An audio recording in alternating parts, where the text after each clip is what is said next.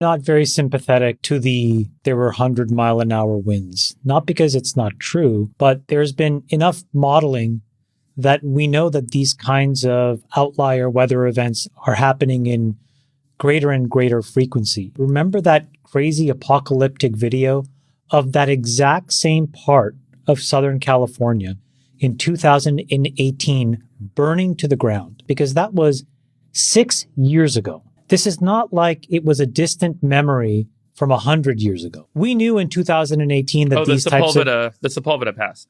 So yeah. This idea that we were just lollygagging around and got caught off guard by 100-mile-an-hour winds, to me, is completely not an acceptable answer. We knew in 2018 that these things could happen. We knew across the rest of the United States that these outlier weather events were happening in greater and greater frequency. If you weren't sure, you saw most of the insurance companies try to dump Southern California homes' fire coverage 3 months before this event happened. So all this data was in the realm of the knowable.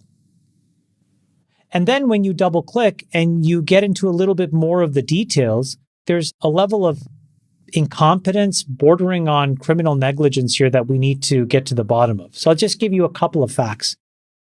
In the 1950s, the average amount of timber, so wood that was harvested in California, was around 6 billion board feet per year.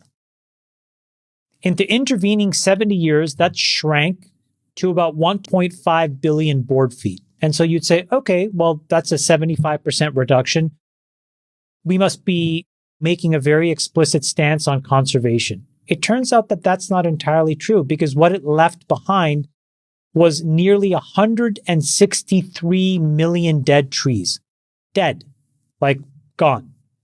And so you would say, well, those things should have been removed. And the problem is that then there's this California Environmental Quality Act, CEQA, hopefully I'm pronouncing this right, and a whole bunch of these other regulatory policies that limited the ability of local governments and fire management to clear these dead trees and vegetation.